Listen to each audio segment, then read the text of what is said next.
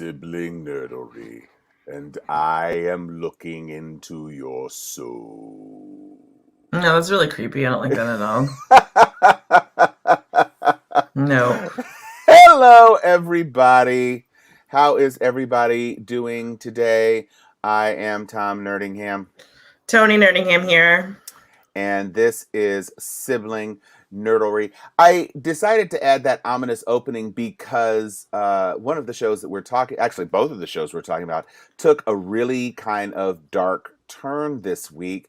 What If in Marvel, still doing amazing things and showing us little peeks of the MCU that would not otherwise exist. And a show that Tony turned me on to, Ted Lasso. Tony.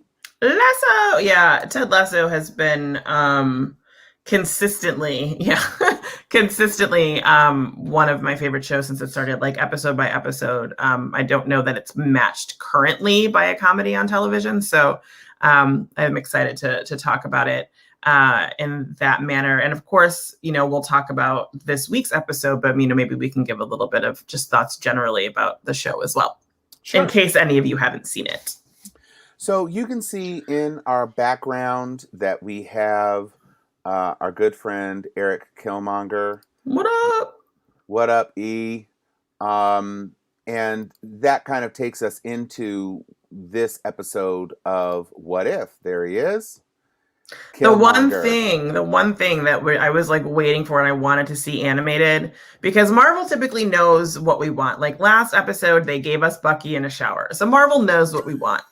Well, at least what you want. Well, what a lot of us want, right? But they didn't give us the "Hey Auntie" line animated, which I was waiting for. I was like, I wanted that animated so bad, and we didn't get that, so I was a little disappointed. He kind of directed that energy to Shuri, didn't he? Well, there was a lot of Uncle, like him saying Uncle this. Oh, and right, because that. Uncle is alive. Mm-hmm. And he's the king, so. But there was no Michael B. Jordan, "Hey Auntie," which I was very excited about. But there was animated, unshirted Michael Jordan. Mm-hmm.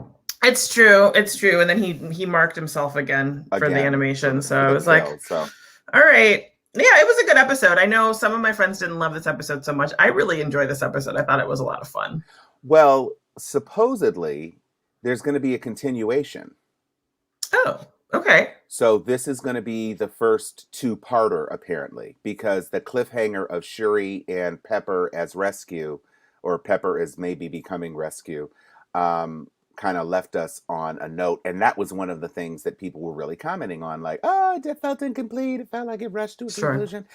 I don't agree with that. I think that even if this were to stop where it is, I thought the pacing of it was good, and it kind of really delivered on, to start with Iron Man and end with Black Panther, which bridging two movies. I thought it really did a lot of work in a relatively short period of time. And this one was the one that I thought was important because it really dealt with a strong emotion from the fans, which was Eric Killmonger was right. They shouldn't have had hid all their technology, which he's still a psychopath. But sure. This explored something. This explored possibly one of the lingering fan debates across the whole of the MCU. This is a what if Killmonger had won is really what the title of this episode is. Yeah. But they couldn't do that because just like what if the Avengers had died, that was a pretext to get you into this murder mystery. What if Killmonger had won would have been too on the nose to do what they were trying to do, which was really present his arc in a way that allowed fans to see what would have happened if Eric had really kind of come in charge. So yeah, I don't have a problem with that. And now that I know that there is a secondary episode coming, I'm even more excited about it. So yeah, and I'm really glad that we got to see or got to hear some more Chadwick. I wasn't sure if we were going to get more than that first episode, or I guess it was the second episode, really, of What If with his voice. So I was pleasantly surprised. I didn't realize he had the time to record as much as he did for this show, so that was nice. Yeah, this is the last one. Is it? The second one was zombies, and so this is the last one where we have voiceover from him, unless they end up for some reason recycling. But they showed him in the ancestral plane, which that kind of hit. Oh yeah, for sure, for sure. On another side of this, though, too, it's really odd having gotten to know these characters as well as we all have, and knowing them and the actors that portray them and their voices. Whoever does Tony Stark's voice, like oh my gosh. he is absolutely incredible. Yeah. I love peace. I love peace. All that. I mean, he was really, really, really good. Perhaps, I mean, this had a lot of main actors who did not return. Yeah, and I could tell that wasn't Tony. I could tell that wasn't Tony. He did a good job, but it still kind of was like a little prick in my brain. You know what I mean? It definitely felt like an impersonation. Exactly. He was definitely trying to sound like RDJ as opposed to just being the character. Right. But I thought it worked in a way that Pepper did not sound like Gwyneth Paltrow at all. No. Also she was the only character so far that actively didn't really look like the character either, in my opinion. Well, they've also made, I think, a conspicuous effort to not have Black Widow look like ScarJo. But I mean, I guess that's true. But Gwyneth Paltrow, like, she's so sinewy in life, and this character is not. And like, even with ScarJo's character in What If, yes, facially it doesn't look like her, but they still built that character to look somewhat like her body. Whereas Gwyneth with Pepper, she's bulkier. She's a much bulkier character in What If, which was surprising to me. Which, I mean, it's fine, but like, it was interesting to me because I was like, that's supposed to be Gwyneth? Well, I guess I was more so, I didn't even really notice her body. I was looking at the face. I was like, that really doesn't look like Gwyneth Paltrow at all. And so, especially when they didn't try to make Tony not look like RDJ. Sure. And they didn't make Captain America not look like Chris Evans, even though that wasn't the voice actor who did it. It really did seem like I didn't know what it was. I didn't know if Gwyneth either just did not want at all to have anything to do with it, or she was just busy or whatever. But I was just like, she really doesn't look like, and she really doesn't sound like Gwyneth Paltrow in a way that, like Shuri, I was like, well, she just sounds younger. She's definitely. She also looked. She looked a lot. She was so short and like so much younger. It was different, and I don't know to what to attribute that, except that maybe there's some issues with Letitia Wright, and well, that's what I was gonna say. Like, I know if there's things going on with Black Widow and that lawsuit, and I was like, I know Letitia had said some things about the vaccine that maybe Disney wasn't so excited about. So like, I'm wondering if maybe they're trying to distance. But she's in the new movie. She's in the new movie. Yeah, she is. I don't know. So maybe it's just because they were in production and she didn't have a chance to do the extra work. I don't know. It was odd to me because you had in this episode a bunch of people for whatever reason that weren't available. And I can't be the only person who thought maybe M'Baku would make an appearance. I can't be the only person who thought that W'Kabi, Daniel Kaluuya's character, would have made an appearance because he and Denai Guerrero would not have had their breakup. Sure. But what I did love was battle ready Angela Bassett as the Queen, Dora Milaje wrecking shop. I thought that was awesome. Yeah. And so what I did like is that Eric's different tactic meant he didn't go in trying to kill Wakandans. Right. Fair, yes. I liked that. Obviously, he's clearly the same devious character that he ever was. So, I mean, it is what it is. But I liked seeing Killmonger and Rhodey have a conversation. That was kind of interesting. It was. And they did not shy off the Cheadle Mm-mm. modeling on that one. No. He looked very Cheadle adjacent. But I have to say, from a technical, tweak thing, I don't understand how a sound based weapon defeated T'Challa in an all encasing vibranium suit. I don't know. You know how when we start getting into this kind of stuff, you know how I feel. I mean, it's just like, well, to put it to you like this, vibranium is called vibranium because it absorbs vibrations, and sound is all vibrations. And so That's fair. that's why Claw, the Claw in the comic books, you remember in the movie even when Claw tried to shoot him with his thing, Hmm. because of the vibranium, it didn't injure the vibranium when he had the Right. sonic blaster thing, Right. which is the substitute for his hand, because in the comic books Claw has a sound blaster hand, which Well, Ultron chopped off in the movies. But I wonder too, though, because I wonder if for this television show, because I know for some movies, like for Thor, for example, they do hire in scientists to like tell you what works and what science is real and what science isn't, and they try to follow their advisors as much as possible scientifically to make sure that they're not saying stupid shit. Essentially, I don't know if they're doing that for this show, but perhaps if they are, those scientists know something that we don't. And that's what, why I'm just kind of like, whatever. It's a comic book cartoon. Y'all right. tell me something's gonna happen. Something's gonna happen. I don't care. Well, But I mean, it's a pretend metal that they couldn't possibly right, test against, but right, right. it But does. it's based in an actual science, though. You know what I'm saying? Like, and if they take that basis and continue to like grow off of it, and like what logically could and could not come from it, like that's what they do. That's what the scientific advisor would do. Right. I mean, I think they just passed on this one because I think they just wanted to use the same technology they used in I'm just Iron Man saying, 1. And so Thor is not real either. But they no, I had scientific advisors on that too. well no, but I'm just saying this is a very specific thing. Yeah. The reason that Claw was Black Panther's biggest villain is that Claw was sound, and Black Panther didn't even have a vibranium suit at first in the comic books. Right. But because vibranium defeats sound, it naturally made sense that Claw would be one of his biggest villains, and it just didn't sit right with me that T'Challa would go down that way. If T'Challa had gone down in hand to hand combat or something like that, because Killmonger is an expert, blah blah blah, then that would have been fine. But that part of it, how he was defeated, in the way he was defeated, just didn't sit right with me.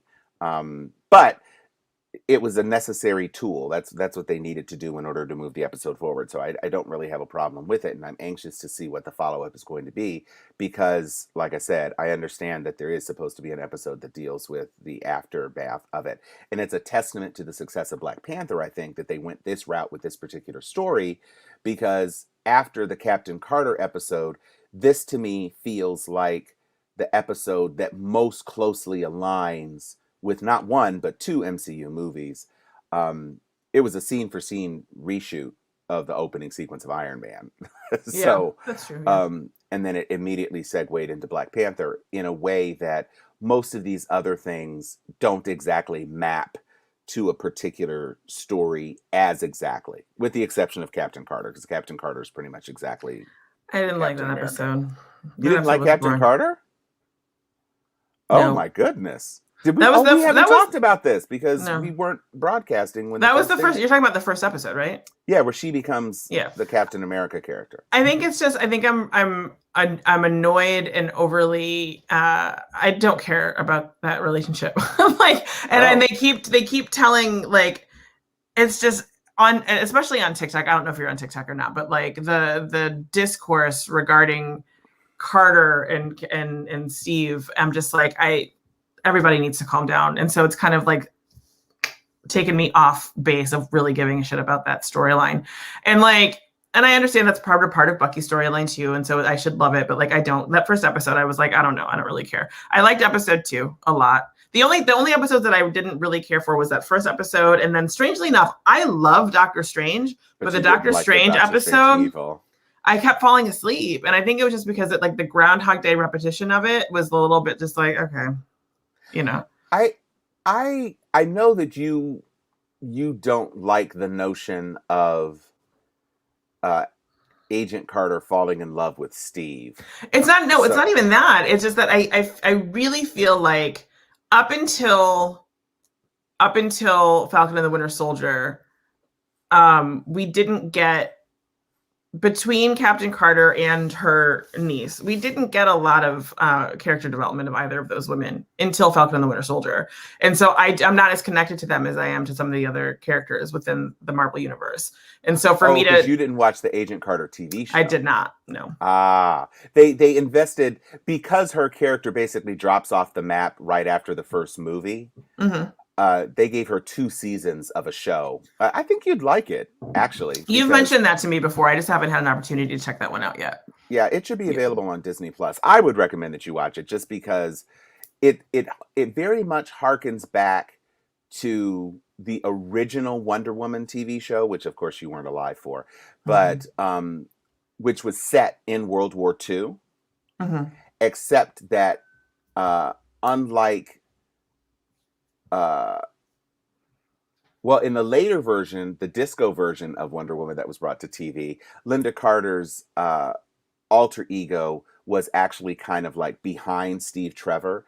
And in Agent Carter's series, she's the star and she's a badass, and she's not sitting behind a man just because it's the 40s. It's like her and the Howard Stark. Dominic Cooper is Howard Stark. Isn't that his name? How, like his dad? Young Tony's Howard dad? Stark. Isn't it Dominic Cooper? Isn't that the guy? Oh, I don't know. Okay. I don't know. So he's still the razzmatazz playboy kind of wastrel genius, and she's the mature kick-ass agent. And so you get 2 whole seasons to see her really come into her own. And so it's fair enough. I mean, it's something that I will likely watch at some point. It's just, I haven't yet. You're just so busy with your masters and being a professor and everything. I mean, shush, I am. I am busy. I don't have a lot of time. And being a director and a producer. And I will say, though, and for the last 5 minutes, this has been tripping me out. I'm on a new computer, and everything is flipped. My picture is flipped. And it's really odd, and I didn't realize that would happen. Sorry, I had to point that out, because I was okay. What's going on? So the second part of this episode is really about your Ted Lasso thing. You kept telling me Ted Lasso, and I was like, good. Jason Sudeikis doing an accent, being a football coach. I just didn't understand, but I really do like the show. I think it does work best when the ensemble is firing. Yes, on all cylinders. When this episode, I think you called it a bucket episode. Bottle episode. Oh, bottle. That makes more sense. It's a bottle episode because it takes one character, scoonches him away from the rest of the cast, and kind of spins him off on his own. And I do like the Beard character, but this goes into some weird places that feel a little out of texture for the show. Although this season they have been exploring more things, like not the least of which is that Ted Lasso is not eternally sunny. So why don't you pick up on that and talk about what the furor is over this little bottle episode. Yeah, so I am on Ted Lasso Twitter, and Ted Lasso Twitter is very twatter. Twasso? No, twatter. No. That's why I said twasso. Yeah, that wasn't gonna work. They are very fiery with their opinions, and it's been a really interesting conversation, because essentially what's come up is, do bottle episodes belong? Which of course they do, right? But the question then is, do bottle episodes have a responsibility to the rest of the season and to the rest of the show to fit within textually, as you said, to fit within it and not completely stand out from it? And this episode with Beard as a standalone could be really interesting, and is really interesting. And I didn't love this episode, but I also didn't hate it. There are people that loved this, and there are people that freaking or like this is the worst episode they've ever done. And I don't know, it's not the worst episode they've ever done, but it is very different tonally, and it is a departure, not only from tone but also in pacing. And to do that with a character like Beard, who up until this moment is the quietest character on the show, has gotten some interesting results as far as opinions are concerned. And I loved the three guys in this episode from the bar and them going out and having a good time. And I would watch episodes full of them because they were so much fun. But I do think that this particular episode for me didn't gel just because it was such a departure from what every other episode of 2 seasons has been. Well, I guess I look at it a little bit differently because I think what we've been seeing about Beard throughout the development of the show is that he's quiet on the surface, but he has these depths. Like with his whole relationship with Jane has been freaky weird. And so, you know, he'll occasionally drop something that says, oh, he's not this homespun whatever. You know, there are multitudes within him. And I thought what I had seen, I haven't completely finished the episode yet, but it seemed very in keeping with his character. I know that as a bottle episode, not having Ted in there, not having Nate, who is also going through quite the transformation. So a lot, yeah. Wow. Well, but this is the thing. Think about it. We had a Nate Battle episode too, and the Nate Battle episode fit. But yes, it certainly fit him. But didn't he had more contact with other core characters in his bottle episode than Beard has in this one? Because I don't consider the bar people. They're recurring. They're not main people. Nate, as Wonder Kid, had interactions with Keeley. Yep. Because Keeley was giving him advice. You saw all the other players in that episode. So that's what I'm saying. They kept him within the world. Right. And this one is more. And they're not. Beard is not in the world. Beard is out of the world. I mean, only tangentially in the world. But I guess I didn't mind following Beard. It definitely wasn't my favorite, and Beard isn't my favorite side character. So, you know, they're doing more bottle episodes. I think the whole episode arc of Coach, Coach who returns, the former player, Keeley's boyfriend, Keeley's man. Oh, Jamie Tart. No. Jamie Tart. Oh, Roy Kent. Roy Kent. Yeah. So Roy kind of had his own bottle episode too, but of course, again, it was much more in the world, whereas this was kind of like just a dark spiral down a different little pathway. But for Beard, that to me felt appropriate. It felt appropriate that what people might want to see of Beard is what Beard does outside of being in the wolves or whatever, the dogs, the diamond dogs. Right. So I felt, you know, I felt that it fit. Now the violence that you told me about, that doesn't fit so much, but I think it's building towards a reckoning with the whole Tart family. There's going to be some that one punch was not the end of the Tart stuff, and they're out for the season, so I don't know what the rest of the from a game perspective, I don't know what the rest of this season is going to do, because they lost at the semifinals, so there's no coming back. But certainly they're not on that relegation threat anymore, and so I guess in season 3 it'll be Tartcopolis or whatever. Jamie has something to prove against his dad in Manchester, and you know. Maybe we'll actually see these Bad News Bears get a W. Oh, and we haven't had a chance to talk about the other bodily piece of the episode of the black Nigerian player and the owner of the team. Oh yeah, Sam Obadiah. I like Sam. He's sweet. that was really It was a cute. cute, yeah, it was very cute. And I'm curious to see where that goes because I like it. I think it's a great storyline, and I'm really curious as to how it's going to play out. Well, and they set her up having younger partners.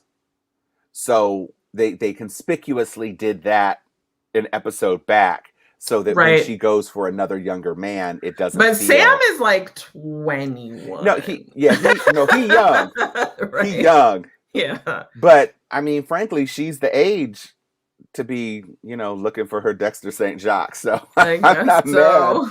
And I love the way that their relationship evolved without seeing each other. So it really is a mental connection. True. Yeah. And so I appreciate that. It wasn't just like, ooh, young stud getting with the MILF. It was really they connected. Right. And uh when they realized the depth of their connection, they decided that they did want to give it a chance as opposed to not. So Yeah. I'm looking forward to seeing where that goes. Yeah. It's been a really fun show to follow. And I think for where we are in the world right now, it's just such a nice, like, just moment of fun relief, which Right. is nice. Although that being said, I am glad to see that we're getting a little more depth in season 2 Mm-hmm. than we got in season 1. And it's working pretty well. I thought for a minute there, the writing in the beginning of season 2, for a second, I was like, I think they're maybe trying too hard with planting the jokes, but it's smoothed out throughout the episodes. And I think we're right back to really peak Ted Lasso. Well, there aren't any. Are there any big movie releases coming out this week? Not that I'm Or excited about. is Shang-Chi kind of riding for a third week? Wait, Oh! look what I got. You ready? Tony Hold got a on. chicken pig. Tony got a chicken pig. And it's wings. It's wings I on see the their wings are own. flapping. I see it. Does it make the little squeaky noises too? No, it doesn't. It doesn't. Just the articulation of its robotic wings With his no head. No with his head. no face. Oh, I didn't know it has 6 legs. Yeah, 3 on each side. Oh, you know what? I've seen Shang-Chi twice and I did not notice that. I thought it only had 4 legs. Actually, come to think of it, I don't know that I noticed that in the film either. Let's see. Morris Shang-Chi. Let's see if we can find an image. I'm only seeing. Oh, yeah, I guess maybe it did have 3 legs and I just didn't know. Well, I mean, I'm sure it must. I mean, I don't think they would have done that to us. But oh, is Dear Evan Hansen coming out this week? Yeah, maybe. Oh, I don't Cop know. Shop. I think that's what it is. I think Cop Shop is this week, and Cry Macho. Oh, I guess that came out this week. So I don't know about next week, but I know No Time to Die is set to drop on my birthday, and I am a huge James Bond fan. That's Um, exciting. and so and then after that is another MCU adjacent film, Is which it is Venom? Venom 2. Yeah. I just saw something that said that Spidey and Venom are going to be in a movie together. Well, eventually, Venom was a Spider-Man villain. Right, but I'm saying like it's in production apparently, or not in production, but in pre-production apparently. Well, I would think so. I mean, Yeah. Sony has been building to that. That's why they've invested in making Venom, because it's a spider character, and there's Morbius, who is also interacted with Spider-Man. So that's what they're clearly doing. I don't know if they are going to get the Sinister Six movie out of the tease of all of these of these Spider-Man villains in the Mm. MCU. I think they probably are getting the Sinister Six movie, which I think probably Kevin Feige is fine with. But I'm looking forward to No Time to Die. I just don't know if the theatrical release. I mean, this is not the way for any major movie, especially a movie that's trying to be the swan song of a beloved actor in the role. Nobody wants to do their swan song in the middle of the pandemic. I mean, that's why they pushed off No Time to Die for so long, and now I guess they've just decided that they don't have a choice. But this is not going to make $1 billion. It just isn't. And I don't think so either. um, Especially not because it's still what's his face, right? Yeah, you said it's his swan song. What's his Yeah, it's name? Daniel Craig's last Daniel one. Craig's. Yeah. I did notice though, in up until this point, up until the final international trailer, there was a lot more of the new black female 007 in Mm. the trailer, and this one, it's all Daniel Craig, blonde girlfriend from Spectre and not Skyfall. Skyball. Sorry. Right. Oh, Quantum whatever. The last two movies where the girl Quantum of Solace or something like that. I think she was introduced in Quantum of Solace, maybe, but whatever. His new girlfriend and the girlfriend he's supposed to settle down with, it's all her and some Ray Fiennes and Rami Malek as the. I like Rami. They do a whole lot with villains. Have you noticed the from Skyfall to Spectre to Rami? All three of those villains have had face scar things. Oh. Some sort of deformed facey thing. Like, we get it. Tragic. Right. And Christoph Waltz obviously didn't start with the facey thing, Oh, but by the Christoph. time the grenade blew off in his face, then he has facey things. So it's just like, do all Bond villains just have to have facey thing? Apparently. Like, I mean, I guess Daniel Craig isn't as classically handsome as some of the other ones that they're trying to get. It just makes me like now all of a sudden I'm like facey thing. I was like, it would have been really cool to see then Michael K. Williams as a villain in Bond. How sad, right? How sad. Yeah, this is our first episode post Michael K. Williams.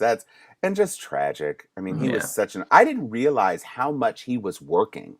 Oh, he's in everything. To have doing well in everything. That's what I'm saying. And to have 3 major series on HBO, which I think is where most people probably, his breakout performance was in The Wire, obviously. And so he was in all 5 seasons of The Wire. And then they immediately launched him into Boardwalk Empire, where he played another complex character. And then they jumped us into Lovecraft Country, where he portrayed yet another very, very complex character who was dealing with a whole lot. But in between then, he had hundreds of appearances on television and other films. I had no idea. He was everywhere. Yeah. And so it's truly tragic that we have lost such brilliant talent. On a bit of a happier note, the 2 things that have either already released or are about to release as a reminder for all of our nerdles is the new Nailed It's are out and they're hilarious. And I've watched them all. And oh my gosh, okay. Big Frida's episode is hilarious. Do they have a different co-host? I mean, is it still every episode? Jacques? No, I'm saying it's Jacques. It's still Jacques good. And Nicole, but then they have a guest every. I heard that there were some changes to this season. I was like, oh, not Jacques. Not really. I mean, maybe there was some like pandemic social distancing stuff, but I didn't really see anything otherwise. So that they're out and they're funny, and you should watch them. And less than a week till Great British Bake Off. So we'll be really excited to start talking about that as well. We got to meet some of the contestants on a video that Netflix put out about a minute and a half. We get to see who's going to be in the tent. So should be fun. Yeah, I can't wait. I me and GBBO. I love it. So I don't know why they call it Great British Baking Show on Netflix. Yeah, I don't know. I think it's some sort of licensing something or other between BBC and Netflix. I just don't know what it is. I call it Bake Off. I call it Bake Off too. Yeah. So, anywho, until then, I am Tom Cunningham. I'm Tony Cunningham. And we are Sibling